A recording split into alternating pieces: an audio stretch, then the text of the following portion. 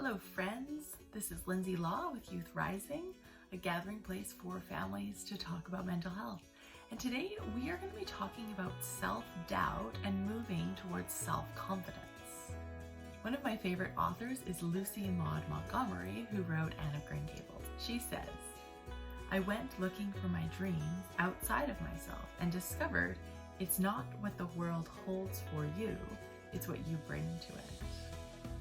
Now, how does that relate to self-doubt and self-confidence? Well, if we know that we bring certain gifts and talents to the world, then we'll share them and they will grow and we will learn and bless others' lives. But if we have self-doubt about those things, then we will hide them and they will not be shared with the world. Okay, so do any of you guys have unique talents and gifts? Nope. No? Just kidding. Yeah. Music? Yeah, definitely. We can Happiness and music. So when you're sharing your talents, do you sometimes worry about what other people think? Yes. Yeah. Not really. Yeah. Why do you think we worry about what other people think? You don't want negative responses and you're scared. They nailed it. I think you're right. We're not sure we want to experience that negative emotion. Do you think that sometimes when we're worried about what other people think, we maybe are having thoughts about ourselves that are doubtful? Absolutely. It's called self-doubt. So you're doubting your abilities. What do you guys think the opposite of self-doubt is? Self-encouragement. Confidence. Yeah. So when we feel confident in ourselves, that is because of the way we see ourselves. Self-doubt, we doubt those talents and those things that make us unique. And when we're feeling self-confident, we feel good about those things that make us unique and individual to ourselves. What are some thoughts that you have about yourself? So lots of times our brains are looking for danger or problems, okay? And so they're really good at picking out negative things. And so sometimes they pick out negative things about ourselves. Okay, so this is the awesome thing, is that even though our brains tend to come up with lots of negative thoughts, we get to decide what we want to think about ourselves. So we can either have self-doubting thoughts or we can have self-confidence thoughts. So if you could think anything you wanted about yourself, what would you want to think about yourself? I'm awesome. Yeah. And are you able to choose that thought? Yep. Yeah, that's awesome. Do you think that if you're thinking, I'm awesome, do you think you might be more willing to try new things or do something that's hard? Yep. Yeah, totally. Do you think that someone who's confident is never afraid? Nope. Even people that feel confident sometimes feel afraid. Okay, so if you want to be a more confident person, what do you think are some things you could do? Try and think better, more confident thoughts. So you can practice believing things about yourself that help you feel confident.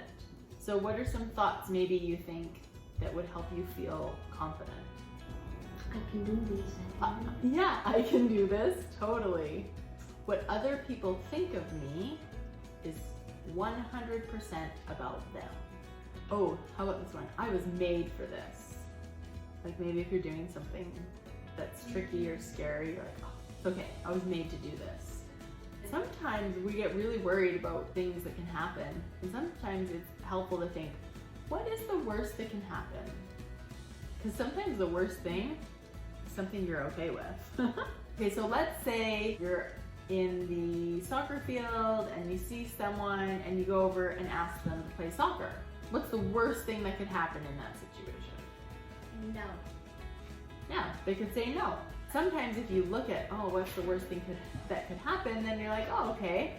If that's the worst thing that can happen, then I feel confident going ahead and asking that boy to come play soccer with us. Failure brings success. Sometimes when we're not feeling confident, it's because we're worried about getting people's approval, right? And people liking us. So what if we just gave up looking for approval? There'd be a lot more things you do. Okay, So the next thing I wanted to talk about is something called power positions. And I learned this a few years ago.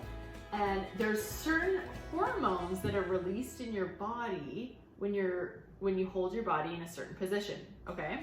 So when you are kind of slumped over like this, and this is kind of a protective way of keeping your body, and so there's certain hormones that are released. But when you open your body, and then you like put your arms up, look like Superman, what does he do? Then certain hormones are released in your body that help give you confidence, okay? So let's say you are gonna do something that you're kind of nervous about and you wanna feel confident. One thing you can do is actually put yourself in a power position is what we call it, where you're your arms are up and you're open, you're not slumped over, and you can even hold that position for like 2 minutes and it'll send off hormones in your body that will help you to feel more confident. And so then when you go and do that thing you were nervous about, you're gonna have a little bit more of an edge, right? And then throw in a confident thought like, I can do this, and then no one can stop you, hey? So then the third thing you can do to help boost your confidence is to smile. Because smiling actually, again, sends off some hormones in your body that helps to reduce stress. When you're smiling, you actually get those hormones that help you feel more confident. Here's another idea of how to develop more self-confidence. So every day for a week, I want you to do a dare of the day. Something that scares you, something that you would not usually do because it's uncomfortable. It can be little, it can be big, and just allow yourself to practice feeling confident. Another way to get the courage to do some of these dares of the day is to take some time to write down some of the awesome things you've done in your life, some of the wins you've had, some of the ways you've been able to help others, and that will allow you to reflect on what is possible for you and to be able to keep moving forward and creating more possibility for yourself. Okay, here's a few more ideas of conversations you can have with your kids that will help with self-confidence. You can talk to your kids about what they're looking forward to in the future. You can listen to and read books about characters that have courage and have a positive message. As a family, work on giving compliments all day and really mean them, and this will help get your brain focused on the positive. Practice feeling courage by doing something that takes courage, and then kind of talk about what it feels like and have your kids really think about what it feels like to feel courage. I hope you're excited to share these ideas with your kids, because imagine a generation of kids who move forward with confidence to help and serve and create amazing things in the world. What is one of your talents? Cheese.